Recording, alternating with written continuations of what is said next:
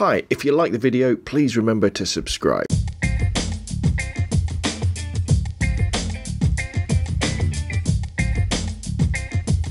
The Leica Monochrom is, or Monochrom, maybe they call it, I'm not quite sure.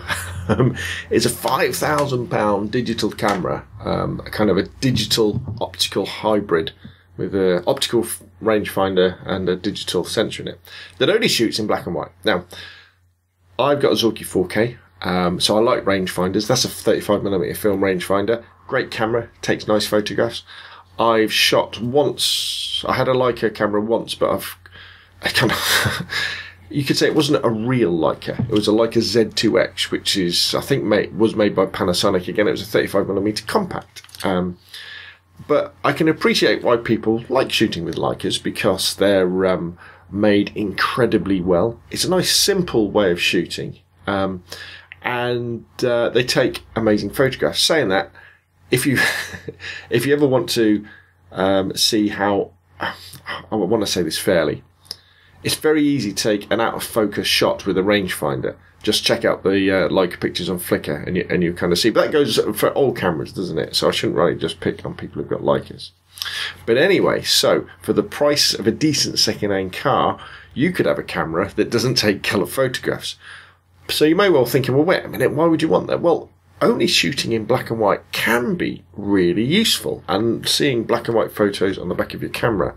Now, wait a minute, you may be saying, wait a minute, Rob, that's not a 600D you've got in your hand. That's right, the 600D is there doing this video.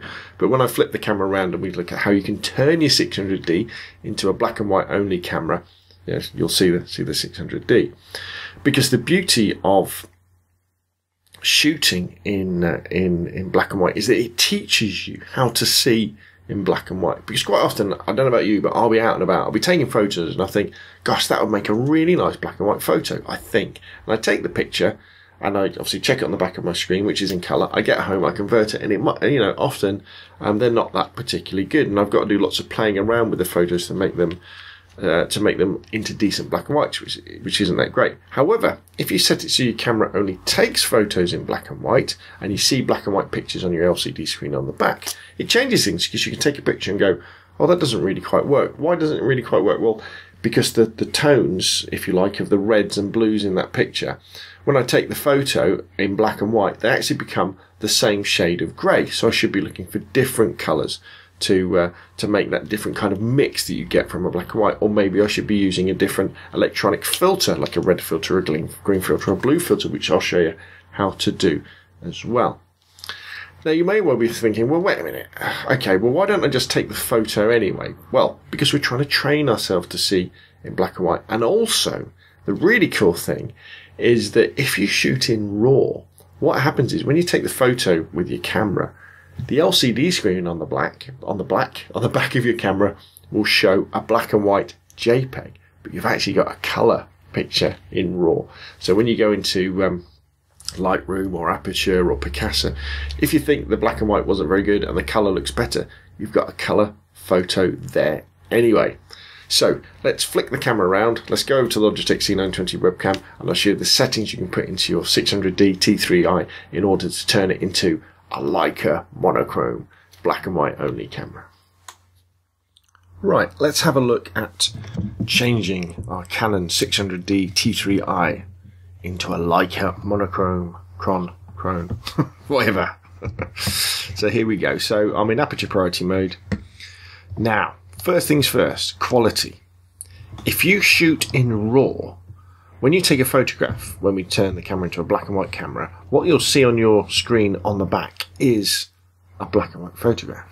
However, when you import the photo into Picasa, Aperture or Lightroom, depending on the settings you've got in those particular programs, you'll see a colour photo which you can then convert to black and white that way.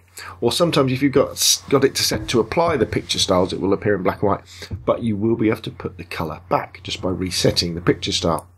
So that's really clever. However, if you really want to go hardcore and want the black and white effect to be baked in, shoot large JPEG. But it depends how much time you've got, really. That is quite fun, because what I'll do is I'll show you the different controls you've got. But for now, I'm going back to RAW, because I tend to shoot in RAW most of the time.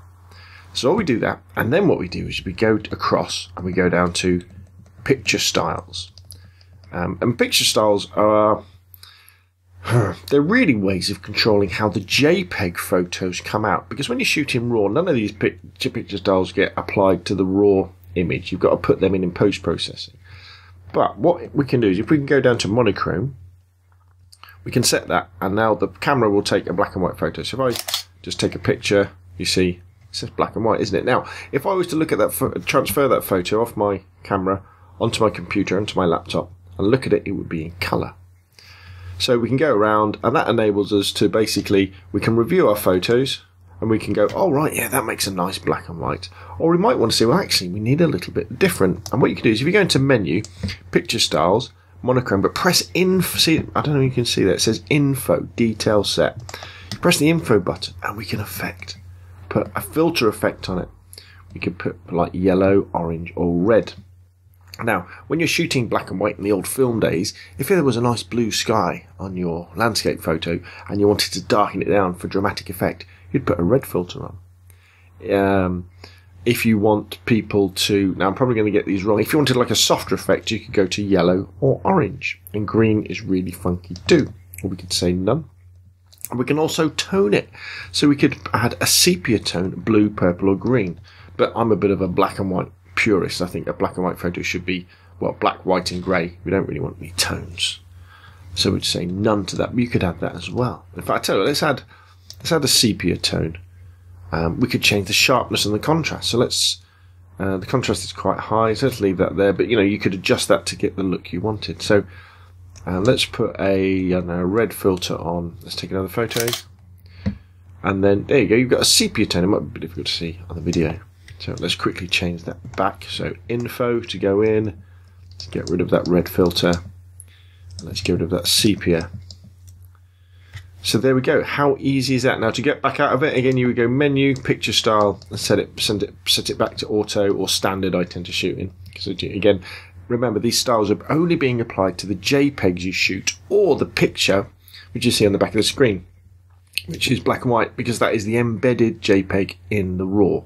So again, the real difference is, once you've set it to shoot in Monochrom, is whether you want to go the whole hog and shoot in large JPEGs, where that black and white will be baked into the JPEG, or if you shoot RAW, you know, you'll see the black and white image on the back of your camera, but not on the photo when you transfer it to your desktop. Or I tell you what, you could go RAW and large JPEG, couldn't you? So you'd have the best of both worlds. So you've got the large JPEG with the baked-in settings for just pure and simple speed, so you don't have to muck around with it in post-processing, but you've still got the colour RAW there just in case you need it. So there we go. Why not flip your camera over to black and white and play around with the filters? See how you can train your eye to recognise what might be a really interesting black and white photograph. And hey, by shooting RAW, you get the best of both worlds, because you get the black and white images on the back of your camera to look at. But when you get home, you've got the choice of black and white or colour. That's enough from me. My name is Rob from Monochrom. If you like the videos, please hit the thumbs up. If you've got any questions, put them in the comments down below, or email me, scalespeed@gmail.com. I'd really appreciate it if you subscribe to the video, and I'll see you again soon.